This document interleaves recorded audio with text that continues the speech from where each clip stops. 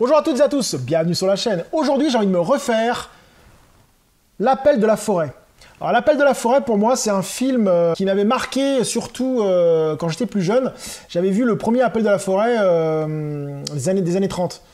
C'était L'Appel de la forêt, je crois qu'il est sorti en 35 ou 39, je sais plus. Il m'avait assez marqué. Et suite à ça, j'avais lu le roman Cro-Blanc, et non L'Appel de la forêt, je l'ai jamais lu.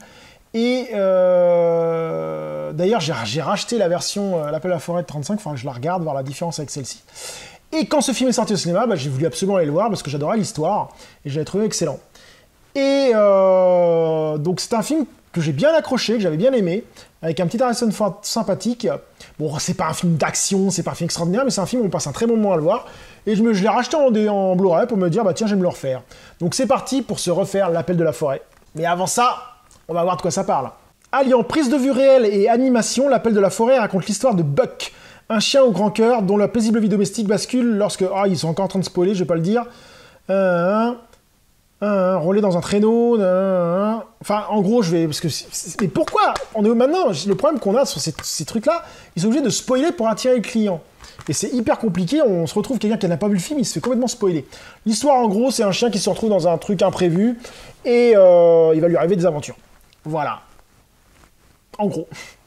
Donc c'est parti pour L'Appel de la forêt. A few moments later. Donc je viens de finir L'Appel de la forêt. Toujours un très bon film. Film vraiment sympa. Le seul petit bémol à ce film, ça m'a encore choqué en le revisionnant cette fois-ci, c'est le chien.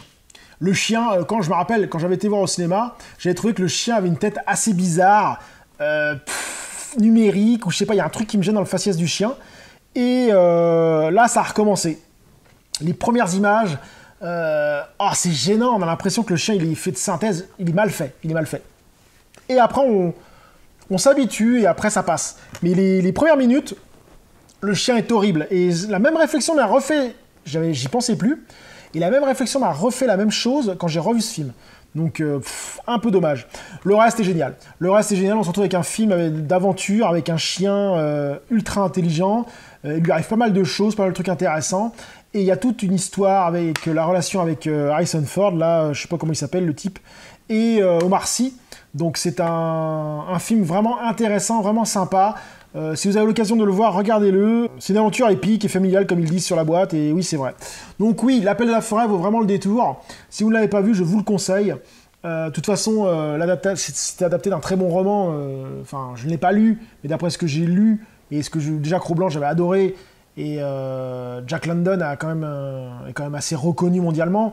Donc souvent, faire un film sur un bon roman, c'est réalisable. À moins que... Enfin, on a déjà vu des merdes sur des bons romans, on a déjà vu des grosses merdes. Hein. Mais bref, ce film vaut le détour si vous ne l'avez pas vu, et je vous le conseille. Surtout que ça vaut plus rien maintenant, ça vaut 2-3 balles. C'est un film à voir et à revoir. Mais présent avec vos enfants aussi, ça peut être vu. Il n'y a pas de violence, enfin, ça vaut vraiment le coup. Sur ce, je vous dis à très bientôt sur la chaîne. Salut!